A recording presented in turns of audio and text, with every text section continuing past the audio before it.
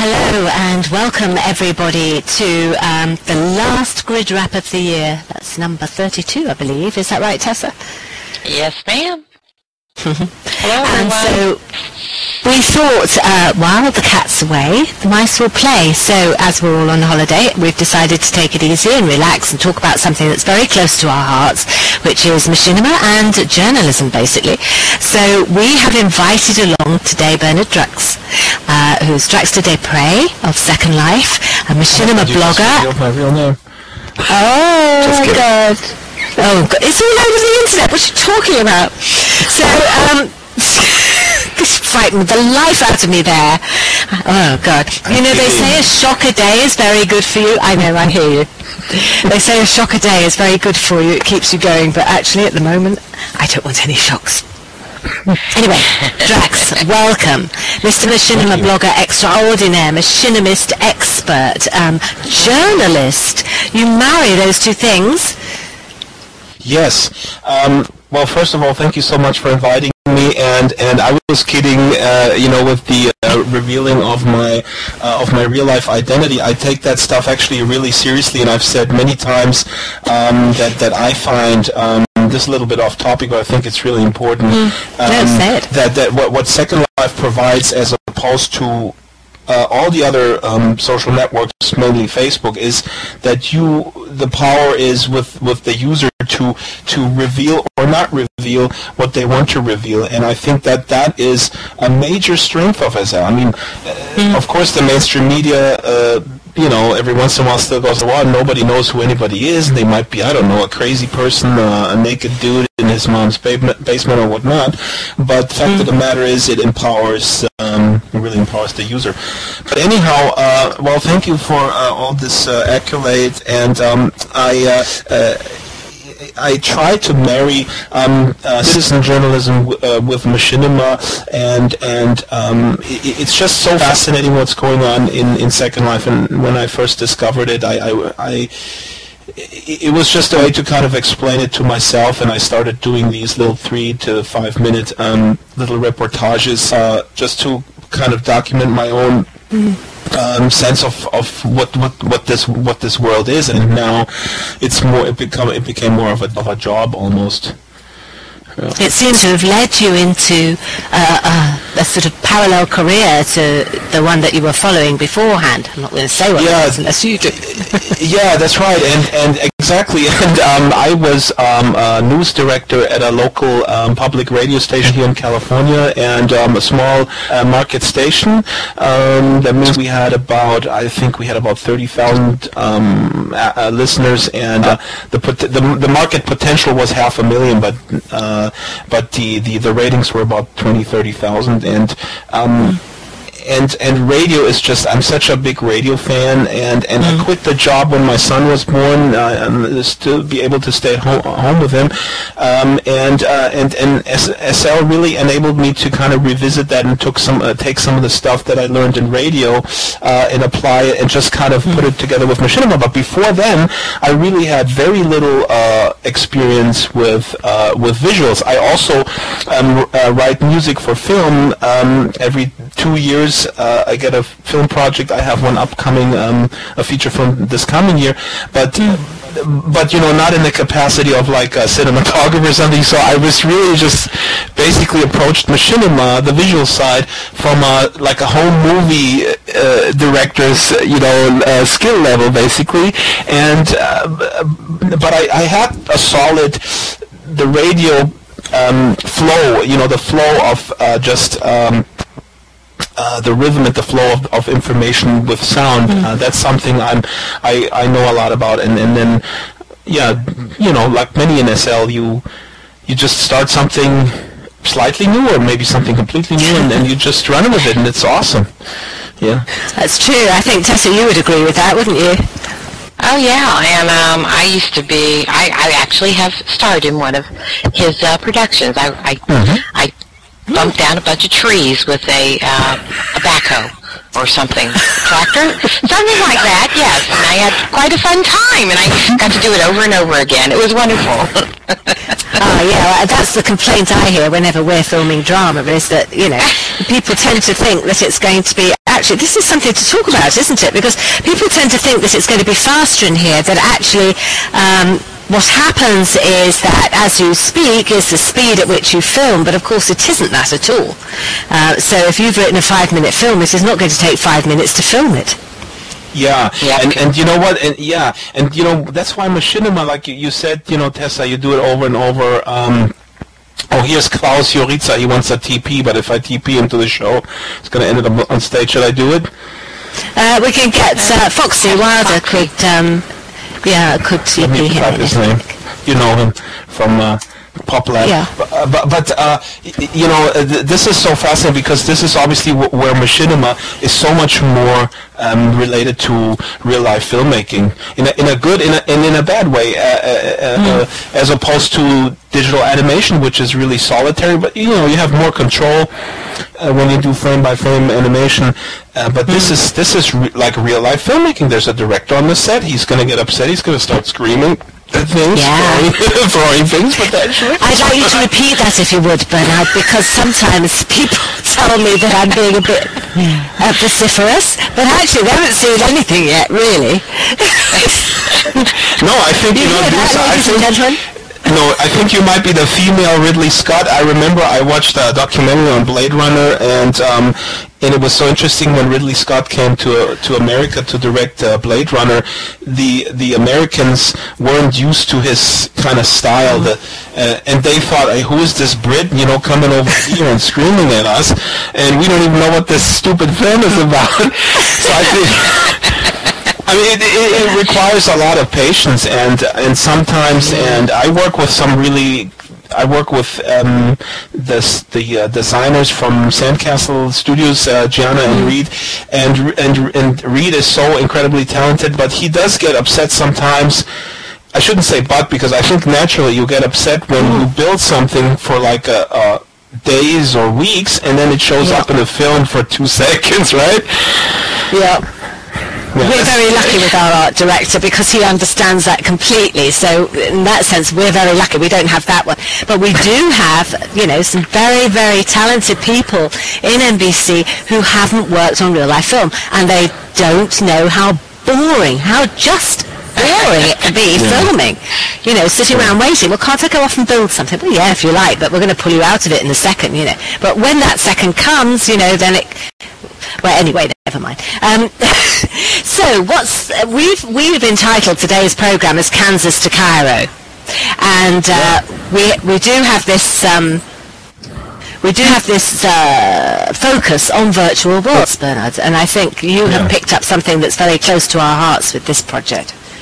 Yeah, and I'm gonna be so bold as to and put the URL here of the video that just uploaded. But people shouldn't watch it; they should watch us. Don't watch it now. Come on, guys. No, the Kansas to Cairo project is really fascinating, and what it is essentially a kind of a student exchange that started in the virtual world, where students from Cairo and students from Los Angeles collaborated, architecture students, they collaborated on designing a large public space in Egypt, in Cairo, a really significant site between the pyramids and the new Grand Egyptian Museum. And this space will may or may not take some of these designs that they came up with in Second Life. So there were 30 students. They had never met in the physical world. They come from completely different cultural backgrounds. The Americans, the Egyptians, they were paired in teams. They had mentors. They had God, read this. Sorry, folks won't read to the PM. Maybe somebody could TP read. Because he designed a lot of stuff. Anyways, so let me wrap this up, because what is really fascinating about this is that a lot of the people in Cairo, the Egyptians really had not experienced Second Life, and I followed these guys around virtually for 6 months. I have about 20 hours of footage of walkthroughs, of talks, of classes, of sometimes contentious building exercises, there was a very famous mentor, David Denton, who is D.B. Bailey in Second Life. He is an architect who worked with Frank Gehry on many Los Angeles landmarks like the Universal City Walk and Disney Hall. And cool. Foxy is giving me a landmark. So anyways, where was I? So they were designing, and then finally the U.S. Department of State funded a trip for the Egyptian students, for 6 of them, to come to the United States, come to Los Angeles, and come to Washington, D.C. And they had, they're 19, 20, 21 years old. They had never been anywhere other than in Cairo, pretty much, or in Egypt, and it was phenomenal. And I had never seen. I had seen some snapshots, some real life photos, but I was working with them so closely in avatar form, and it was unbelievable when they showed up at the airport and we pick them up, and you kind of this experience that we have. You immediately know. I mean, you do know them, but you've never actually seen them in the physical world. So this is so significant on so many levels because. And by the way, now that this project is ongoing, my documentary is done. I also have 10 hours of footage in the physical world because I interviewed each of them for 2 hours, sit down, and then followed them around with the camera in LA. So presumably editing is a nightmare.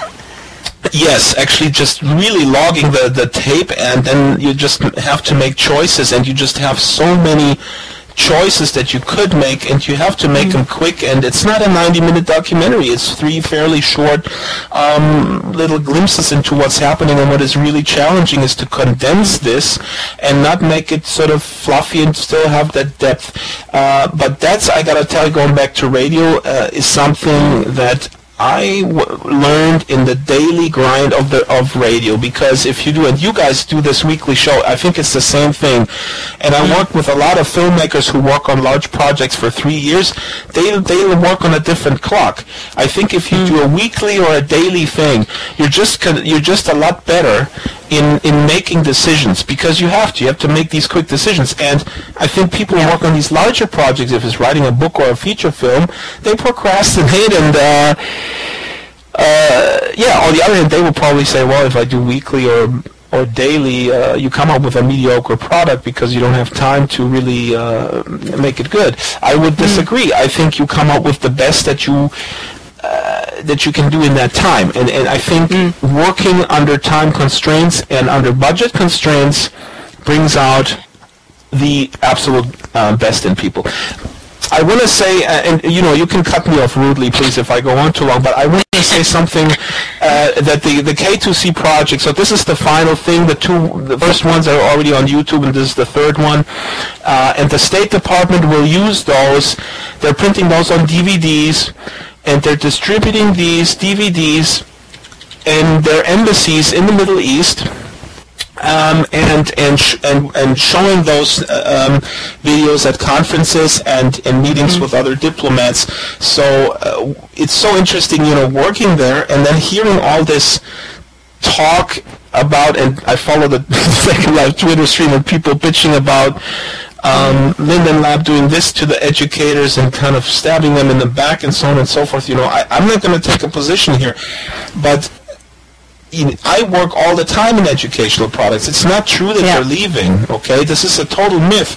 And especially the growth market, if I want to call the Middle East a growth market, these kids, these 19-year-old, 20-year-old students, they were so enthusiastic in Second Life. They embraced this avatar customization possibilities and building. They embrace this stuff, okay? And when I hear all this, the market is saturated, they're never going to get on their, all this negative talk is driving me crazy.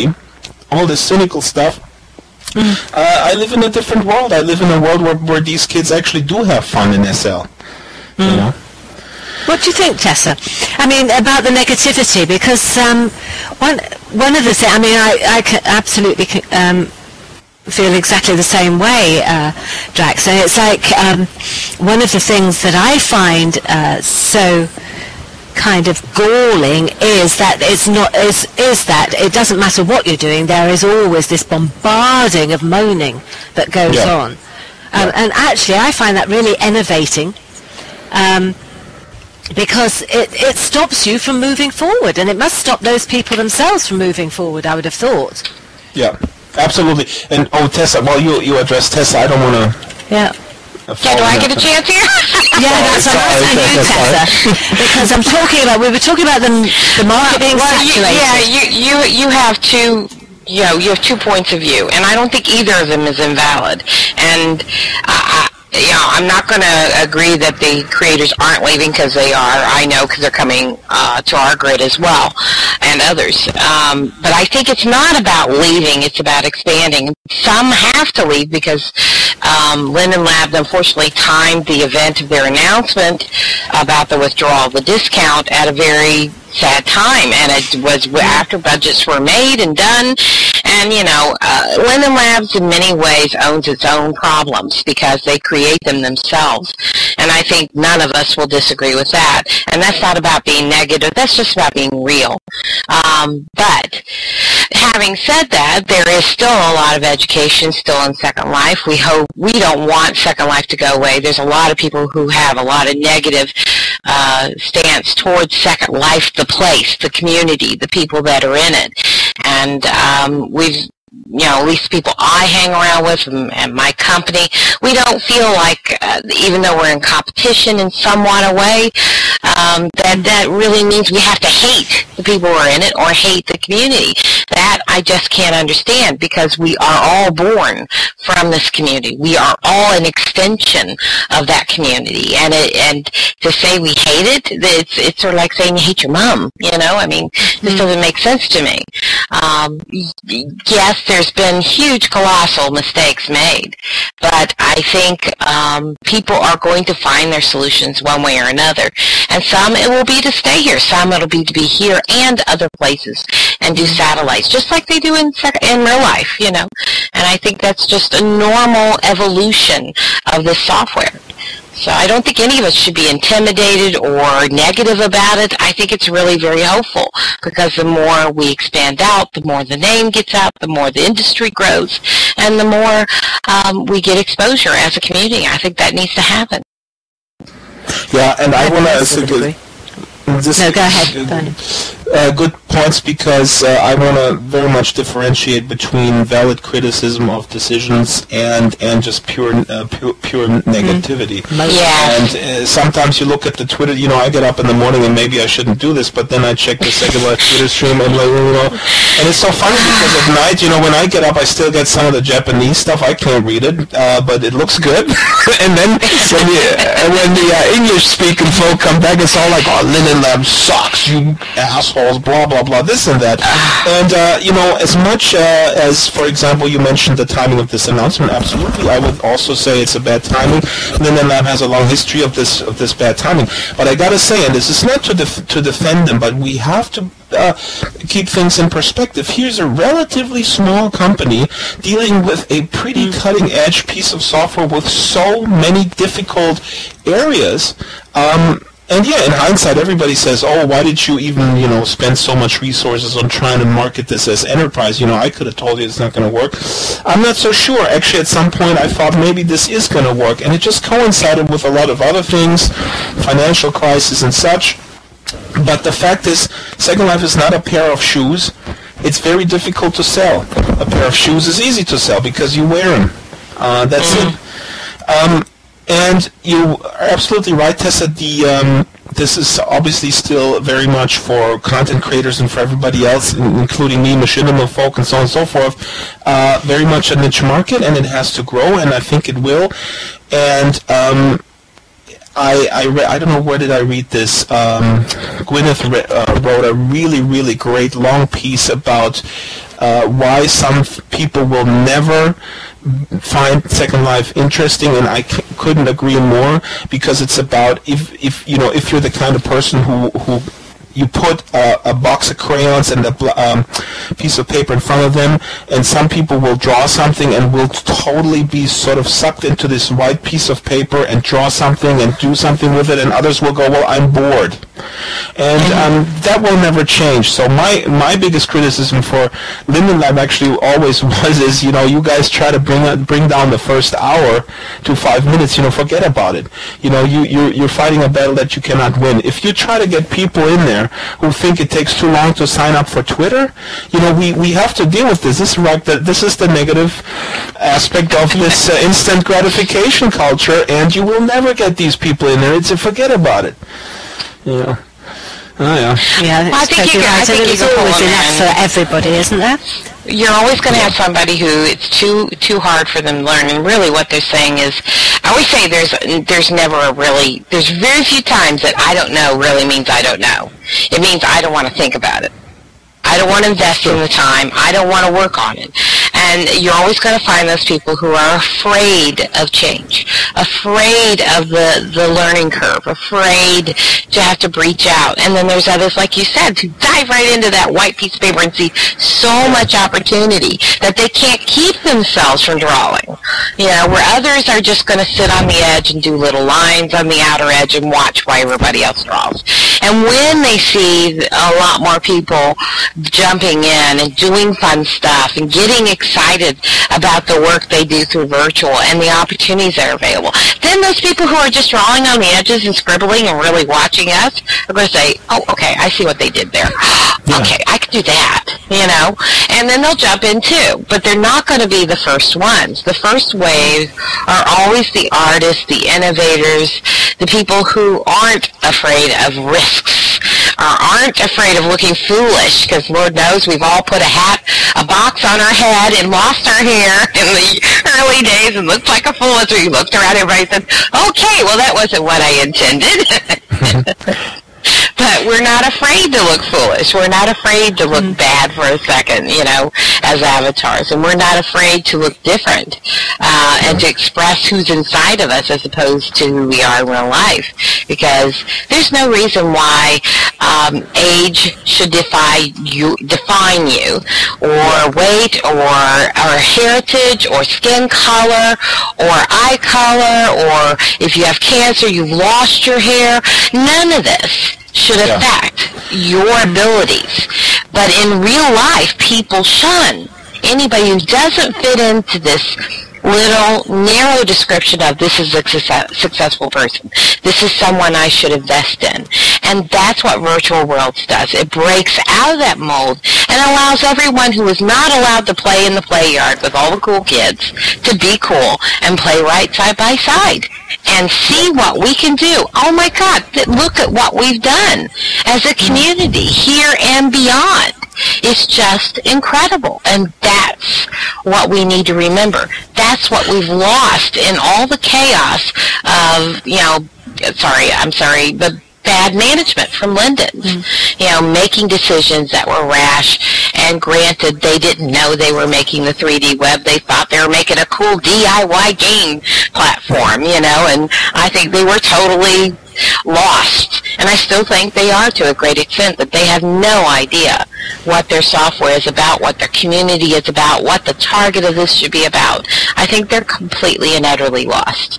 And unfortunately, they won't listen to us. I would have to disagree. I don't think that they're lost. I think they're they go to work in the morning. They work long hours. I know a lot of them personally. Some say that I run the FIC, which I totally don't. I don't even know what that means, and I don't care. The fact of the matter is that I and others were part of a council of recommending things and talking about community with some, and I'm not going to name the Linden names, but they were extremely open, and we were talking about all sorts of different things, and where this is going, what do people do? It is not true that they don't listen. They make rash decisions, but that's the perception, because the way the decisions are made, the decisions they do make. I mean, if that's not true, then, they've got a long way to go to show us that they actually got a vision for this. That's the only complaint I have is where are they going? They're not letting us know so we can prepare, so we can be a part of that evolution. Okay, let's move on. Okay. Did you want to reply to that? Did you want to? Well, I could go on. This is a really fascinating subject matter because we're dealing with, in a way, has been pointed out many times. The way I see it is it's sort of you can either say it's a benevolent dictatorship or it's some sort of monarchy where the king is wakes up on Tuesday and say, hey, I have a great idea, and then on Wednesday said that idea was crap. Let's do it completely differently. So this is, I guess, how it sometimes feels, but. I don't know, I'm not a content creator. I know that content creators are sometimes pissed off with very specific things. As the machinima guy, I cannot complain. I think, for example, the backlash against Viewer 2 was crazy. I could not relate to this. I have been using Viewer. I've been in the beta testing. I was under NDA, so under the beta testing for a long time. I thought it was great. Sure, there's stuff that sucks, but you know what? I use Pro Tools. I'm an audio engineer by training. I use Pro Tools. Pro Tools sucks. The interface is the worst interface on the planet, but I learned it. Now I can deal with it. It does what it's supposed to do. Sure, now you could argue, okay, Second Life Viewer 2 sucks and the world doesn't even do what it's supposed to do. But again, Klaus was just putting in the chat here, live in beta, and I think this is fantastic. I think we need to remind ourselves that this is in fact in beta, and we cannot use the same evaluation that we do with other things, here's beta and here's the finished product. Second Life, it's so cutting edge and it's so different than anything else. I don't know where I'm going with this, but well, and that is true too. And but beta usually is to listen to your testers and figure out what they need. They bug test for you. They give you feedback. Yeah, but you're supposed to interact with them. But that's what they did. They had. Was it with NDA people or was it with the community? Well, how do you? It's a good point. There's a willing, well-educated, skilled, huge community here who would love to put their 2 cents in. But okay, let's just say now, isn't this what they're at least doing now with pushing out these faster and faster these updates and the Snowstorm project and whatnot? I can only say that here's two things that. I dealt with Edelman, the marketing agency that Linden Lab hired, and that was a travesty, okay? Yeah. I was hired to do a thing for the Discovery Channel, just to film raw machinima and send it to them, and so they put it together.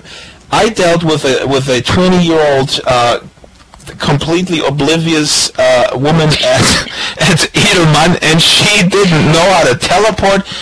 Come on. This is the real. This is what I would say the most shocking experience that they hired this company that I don't know how much they charge. This is one of the most well-known marketing agencies in the United States, and I don't know what they're paying them, and they put people on the job. They have no idea what they're doing. And they were supposed to market. She was in charge connecting interested press to interesting in-world personalities. Well, I can tell you, Daz, that's I have to do. Look, I've hired web developers, right? And I interviewed 3 of them. And the one I hired was the one who would come in and play with prims, use the prims to help design the website, because we could do it together interactively, and more importantly, so they could understand what this environment was about. How could they possibly help us steer our web presence if they didn't understand the company behind it? And it took me 3 tries to get a company to do that. But I'm sorry, that decision falls in the lap of the management, whoever's running the company, making that priority and saying, you're not going to get this contract until you do what I need you to do, which is know my business. But surely that has to be marketing 101, doesn't it? Yes, I would think so. That's business 101. You know, you don't hire people who don't know, and if they don't know it, you get them knowing it. You make sure that's mandatory for them getting the contract. Is they know your business. How could any marketing firm market any company they had no idea about? That's I don't know. Well, they follow a track, don't they? They follow a track of research, and they don't go off that track. And unfortunately, I think to some degree, I think to some degree that Linden Labs is a sort of has kind of lost by its bad marketing and certainly by its bad press, because the residents lose out on that because they get maligned on the same level. You were talking about being on the edge of risk. Okay, guys. Sorry.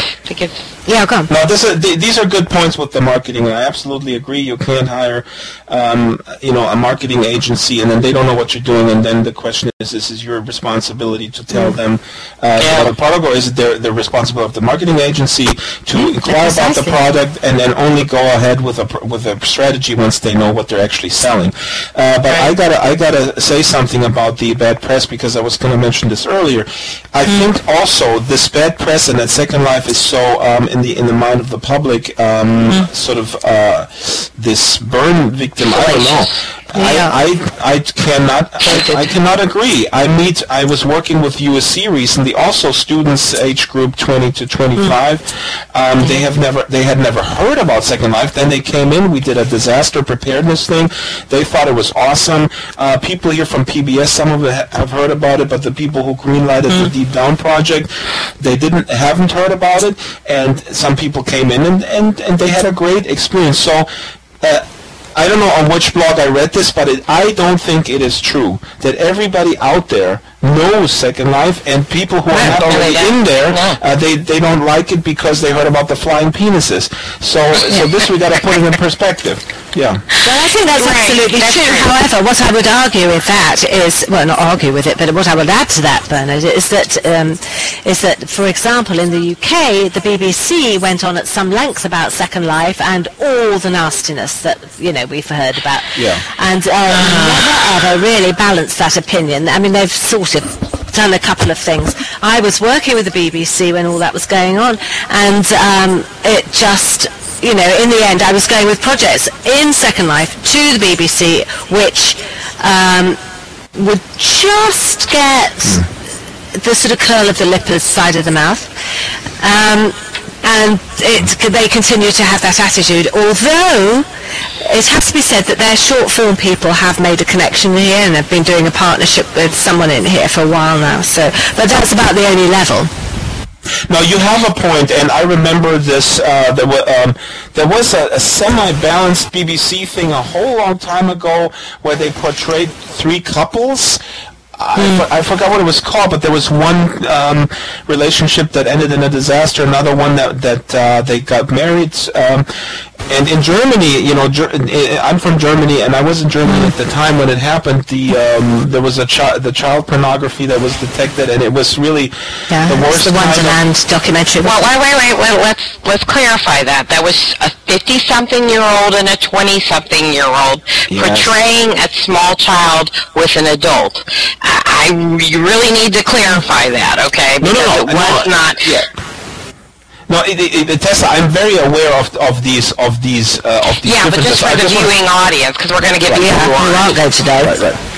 No, you're absolutely right, and thanks for clarifying this. I was just going to say that it was portrayed that there are these pornographic acts are being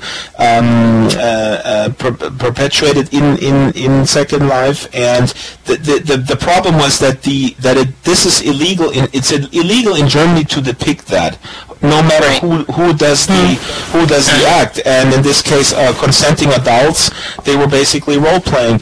But so it was different. But it was so shocking to me how this very reputable public broadcasting entity does the worst kind of tabloid, frankly, journalism. They storm into Linden Lab's office. They put the microphone under your nose. Did you know that this is happening? And it was Robin Harper, and she's on camera. She says, no, and she was completely shocked. It was terrible, and it did damage the reputation. There is no doubt about it.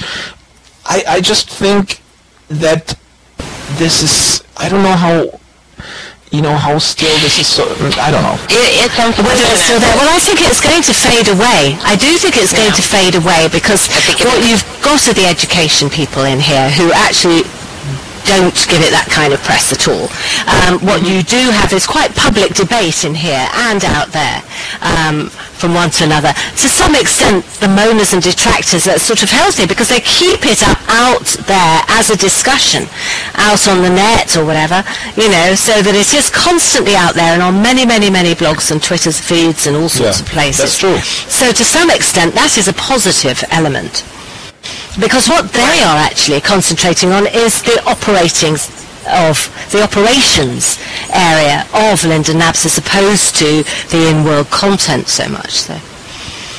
The scary thing, as Bridge just brought up, and I think this is where Bridge was going, but with the SL minors coming in, children who are underage, maybe this is something we now have to worry about, and I think we're all just going to have to grow up.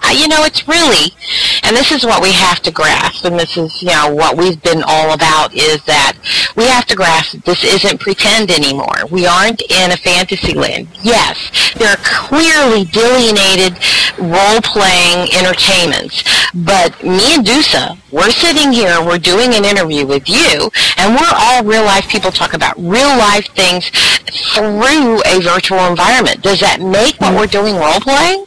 Absolutely not. Dousa has a professional history in this industry.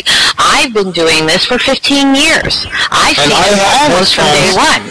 And I have biodynamic headphones that cost $300 Linden and then made by some Australian dude. Yeah, that's my qualification.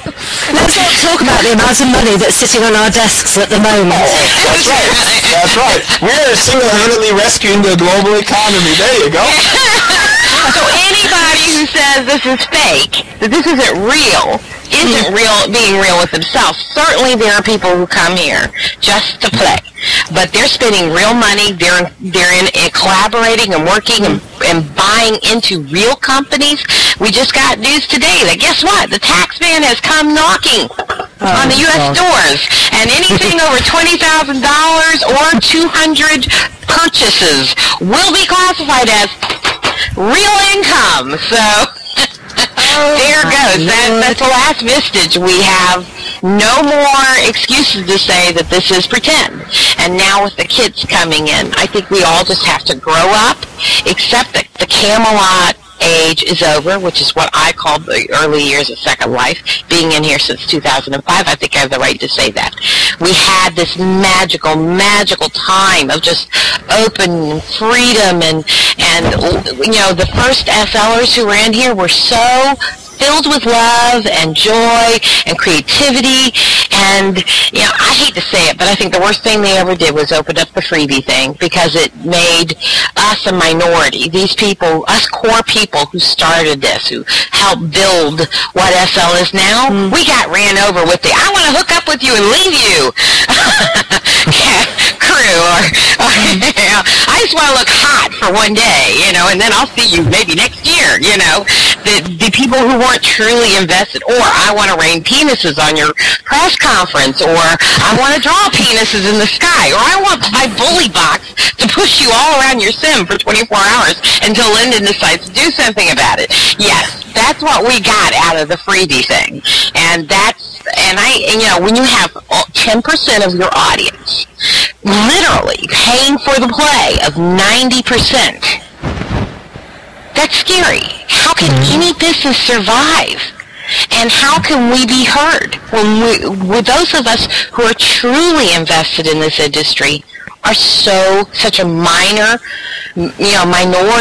not minor, but minority of the number in here. And, I really think that the days we have to grow up, we have to say, you know what, we're probably going to have to pay for the quality. If we don't want the spam, if we don't want the griefing, if we don't want kids where they shouldn't belong, if we do want to do naughty and be adults, or just say, I don't want to be around my kid who plays a CD attached to his avatar 50 times. Okay? I love him back. Oh, please, I put away my CD right now. that's what you do. But see, this is the thing. I mean, that's what you do in real life too. I mean, these are really good points, Tessa. I absolutely agree with you. And I'm a positive guy. I mean, some people actually think I'm Debbie Downer's brother, but I don't think I am. You know what I'm talking about? Like sometimes I pick up my son from school. Exactly. I pick him up from school. And people talk about their hair appointment and their nails and the sun and also I talk about that. Oh, global warming. That's why the sun is on. They go, come on, can you just appreciate the sun for a minute? Yes. That's right. But anyway, the positive thing about this, I think we just have to be. I think that they integrating the Teen Grid is so long overdue. I'm not sure if they're doing the right thing right now because, for example, on Marketplace, the problem is my son and I, we go into SL, very supervised sessions. I mean, he's underage, but he can only go with me, and we're only going to his castle, but we build stuff and we purchase things. And sometimes I go to Marketplace and go, oh, let's see if they have Harry Potter stuff on Marketplace. I go to Marketplace. The problem is Marketplace already has on the front page, in my opinion, pretty adult-oriented stuff, without, exactly. And he goes, wow, there are naked women on there. They're like, yeah, cool. That's a problem, right? And so... Well, that's why I'm spot on Synergy. You cannot see adult stuff unless you have an adult account. And that's how it should be on Linden. We're trying to set the standard here for how to be responsible with kids and still have an adult playground. I mean, I don't want to be dummied down to Disney. I love Disney. I think it's great for my kids. And Disney has great adult stuff too, but I want to be a grown-up. I don't want to be treated like a kid. That's not going to happen. I think in-world is much less a problem than, for example, online in the Marketplace. In the Marketplace website. Like, here you can set these parameters and they can't teleport in there and so on and so forth. Sure, maybe they run across a crazy dude, but the problem right now, they got to get this Marketplace together because it's a gold mine.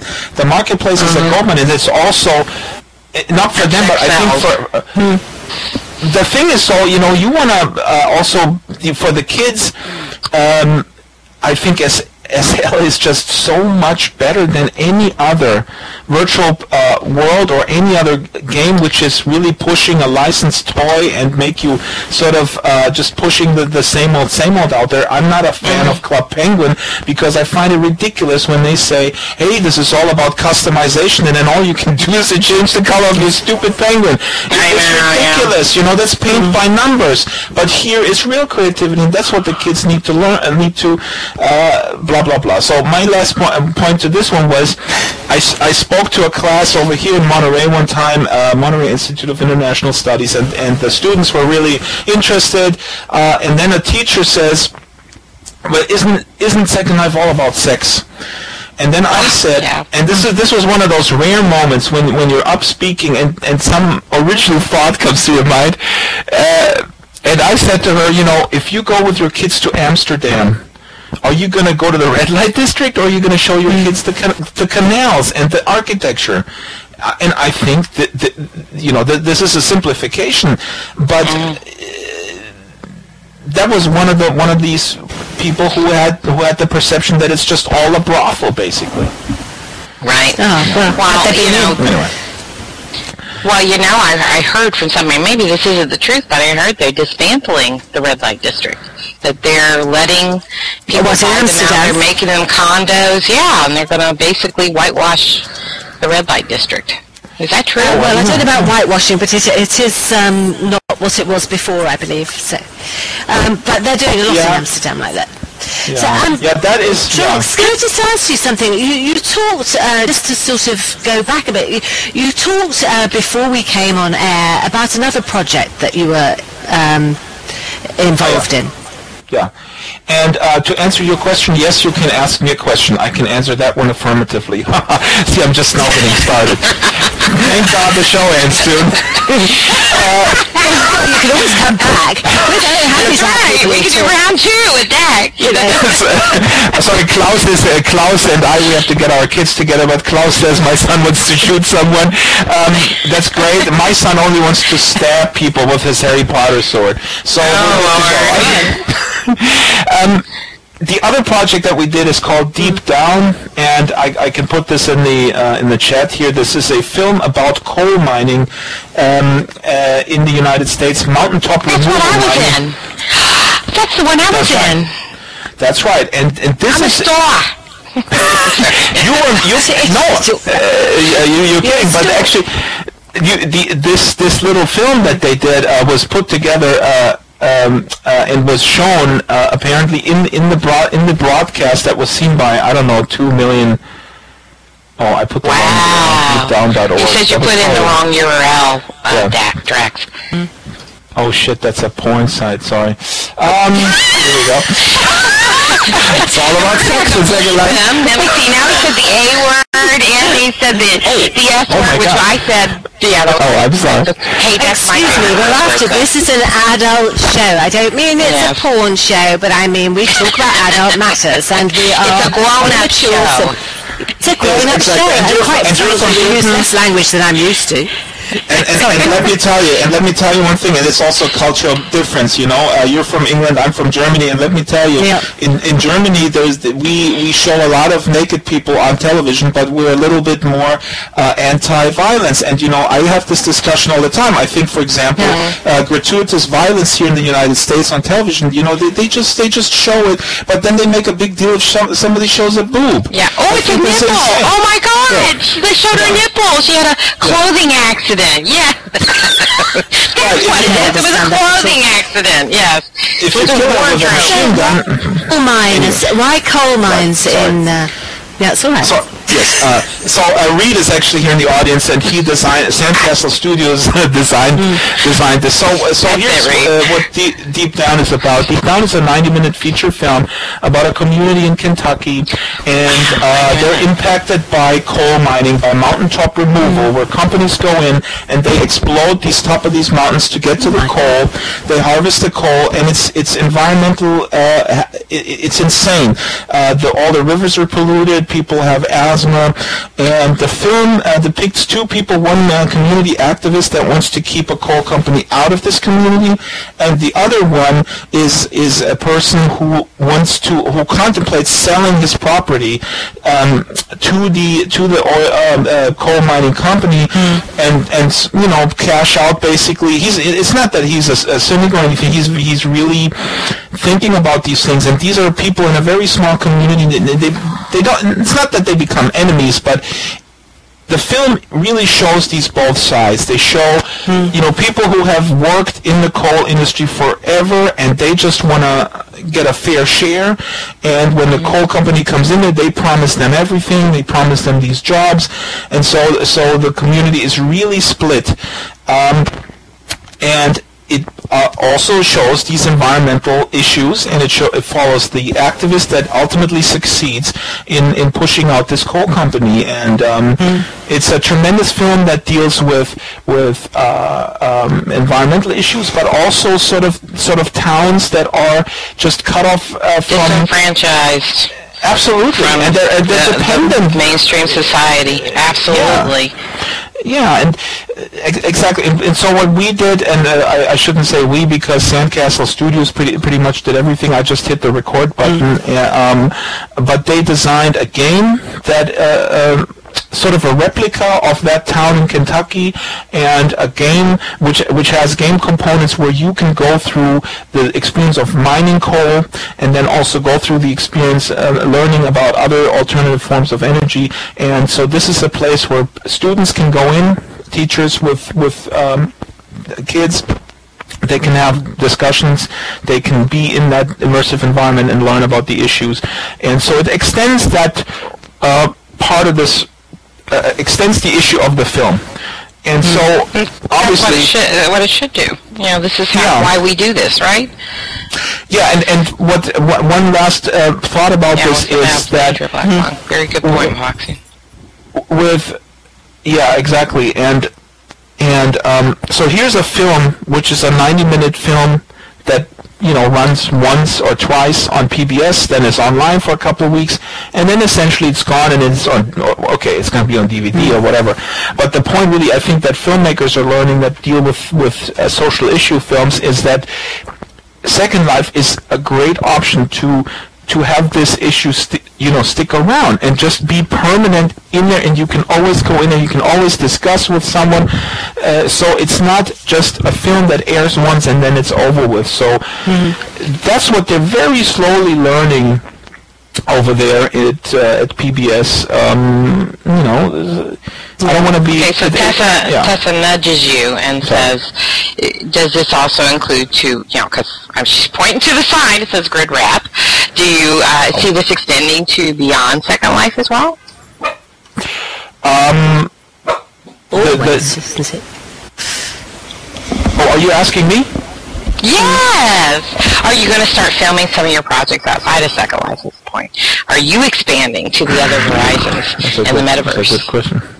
That's a good question. The answer is no. Reed says yes. Well, he is. No, I'm not. If you talk about other, Unity. Okay, so Reed is a trader here. Reed sits in the audience. He's a trader. He now works with Unity 3D, and but he's still my friend. We should get the rope. Yeah, let's think about this. No, I'm kidding. What's so interesting, there's a German virtual world, Twinity. It's been around for some time. The guys there, they approached me 2 years ago. They come in, check it out, do some machinima. I went in there, and people say in SL there's nothing to do. I can tell you in Twinity there's nothing to do. And to me the Twinity concept doesn't work. There's nothing interesting going on. People can't build their own things. They want to sell you an apartment and then you run around in a replica of London. I think it's totally lame.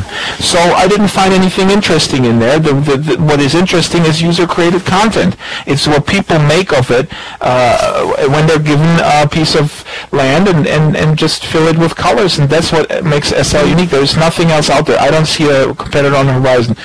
You're mentioning Unity 3D. Unity 3D is a very interesting platform for developing things, but for machinima, I think, to me, there's nothing like Second Life. There's what is it called? Movie Storm. But it's a toolkit, it's not a world, and I wish I would do more narrative stuff, but I'm more. I enjoy just documenting what other people do, and so I need people to do stuff in order for me to document it, and that's why these other worlds are not interesting. Yeah. Absolutely. Well, the thing is, we are coming towards the end of the program, Drax, unfortunately, because I can feel, that this is really the beginning of a program in a way. But we're coming to the end of the time that we've got allotted for us today. And one of the things we do, and I'm not going to say for the next year or anything like that, but one of the things we do is just to wrap up, is to just talk about what's on our mind at the moment. Just a few sentences about what's on our minds at the moment. And it looks like Tessa has gone, as Delphina has said, to Trinity to see how lame it is. Would you like to come in with that, Draxtor? Hey, I see Tessa there in the back. So what's the question again? What's on my mind right basically it's what's on your mind right now. Where does it take you? What do you think about virtual worlds? What is your future? What are you focusing on at the moment? Are you obsessing? Anything like that. Oh, I'm obsessing about a lot of things. About audio fades. Oh my God. But 2011 to me is audio incredibly. Yeah, just we're just fading. Wrapping up, Tessa. Yeah. Okay. So 2011 I think is going to be really exciting, and me and the folks from Sandcastle Studios are thinking about doing more narrative stuff. We're going to do some scripted little machinimas. I don't know what it brings. I'm going to do another feature film for German public television where I'm just doing the music, and so I also want to not abandon. I'm not abandoning music, but it's exciting to do a film. Yep. Yeah. No, I mean. Yeah, well, this is a whole other subject matter, but I'm excited to do a small film for public television where I have more freedom musically. I'm going to experiment with jazz and different instruments and stuff. Yeah. So it's going to be a very creative time for you then. I hope so. And I think for SL, one more sentence, and I think for SL, there's a lot of stuff really, I mean, you saw after Mark Kingdom was ousted, if you will, I'll use that term, they really seem to have their, you don't want to bleep this, SHIT, together. They were picking up the pace. They're picking up the pace. They added a lot of things. They fixed a lot of things. To me, the viewer is better every day. It's lighter. The frame rates are higher. I hope the new CEO, I think I saw this interview he gave for The Guardian. I think he understands what user-created content, how important that is. And so we will see all this, and we will see virtual goods and all that kind of stuff. So yeah. To wrap up, we're doing our normal thing, which is what is on your mind. See, there's just so many questions, because Drax is just so... I know, well, we've got all year to talk about them. Compelling, yeah. Well, I'm hopeful that Ron Humble comes with a more professional pedigree than what we've had so far. As far as business and SL, I think they've burned so many bridges, and there's things you don't know, Drax, that I've experienced firsthand with corporate 50 companies being snubbed by Linden Labs, and unfortunately, when you do that, it's very hard to get them back in. And I think it would take almost an act of God to do that, unfortunately. So I see the move of Ron Hubble bringing them back to their basics of the gaming side. And clearly with the message about the discount going with the educators, the perception is, they're going to focus on the gaming community, the recreational users more. I don't think that's necessarily a bad thing. I don't think that will eliminate business and educators from being here. But, it definitely, I think, they're deciding to focus on one area. And I don't think that's actually a bad thing.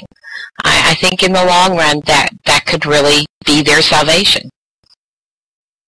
Okay, well, thank you very much. Thank you very much indeed, Draxtor Despres, for coming in and talking to us today. It's been really a really sort of, energetic conversation, which has been really fab. I'm usually worn out at the end, but I feel very awake now. And Tessa, thank you as usual for co-hosting. And this is our, as I said earlier, is our last program for this year. We'll be here again this time next week, same place, different faces, and we hope to see you all again. And thank you very much for listening, everybody on the net and everybody in world. Thank you. Bye-bye, all. Happy New Year. Oh, yeah, right. Yeah, New Year. Happy New Year. We forgot. That's right. It's a new year. Yes. Chance to start all over. Take it away, Mal. On my mind is actually I gotta fold these clothes. Mundane stuff. Okay, Debbie Downer. There you go. Yeah, there you go. No, I mean, well, Debbie Downer, isn't that you just said Linden Lab burned bridges with all these companies? Well,